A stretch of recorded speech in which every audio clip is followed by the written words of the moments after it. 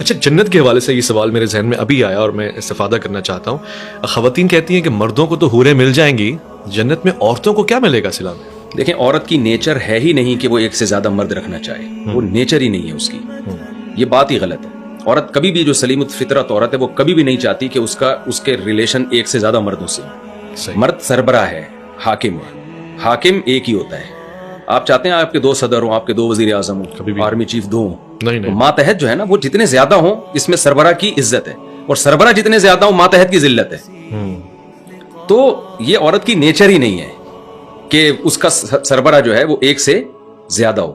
تو اللہ تعالیٰ نے عورت کو عورت کی نیچر کے حساب سے حکام دیے ہیں, مرد کو مرد کی نیچر کے حساب سے حکام دیے ہیں. ہم یہ ساری چیزیں لیتے ہیں یورپ امریکہ سے, انہوں نے تو عورت اور مرد کا فرق ہی مٹا دیا ہے نا. نہیں, حالانکہ دونوں میں فزیکلی ایک فرق ہے. وہ بچہ جنتی ہے, مرد بچہ نہیں جنتا.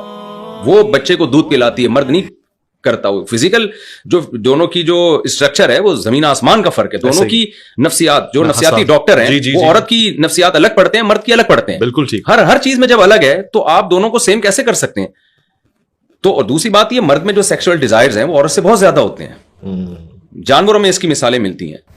تو یہ کیسے ممکن ہے کہ مرد کے لیے بھی زیادہ عورتیں, اگر اس کو نیڈ ہے تو عورت کے لیے بھی زیادہ مرد؟ تو پھر تو اس کا مطلب سیکسول ڈیزائرز میں آپ مرد اور عورت کو ایک جیسا بنا رہے ہیں. تو ایک جیسے ہیں ہی نہیں. وہ خواتین میں ماہواری ہوتی ہے, مینسز ہوتے ہیں, پریگننسی ہوتی ہے, جس کی وجہ سے وہ نہیں, یعنی مرد کی ڈیزائرز نہیں پوری کر سکتی. مردوں کو تو یہ حالات نہیں پیش آتے نا.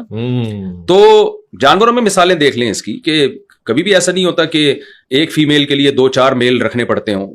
ہمیشہ الٹا ہی ہوتا ہے. ہم نے مرغیاں پالی ہوئی ہیں, 2 مرغیاں ہمارے پاس اور 10-15 مرغیاں ہوں گی ماشاءاللہ. ٹھیک ہے نا, مثال نامناسب ہے لیکن میں بتا رہا ہوں کہ نیچر کیا ہے. اسلام دین فطرت ہے, وہ کبھی بھی نیچر کے خلاف آرڈر نہیں کرتا. دنیا میں کبھی بھی ایسا نہیں ہوا کہ ایک عورت کو زیادہ مرد رکھنے کی اجازت دی گئی. اور یہ میں سمجھتا ہوں سلیم الطبع سلیم الفطرت عورت ہی برداشت نہیں کرے گی اس کو.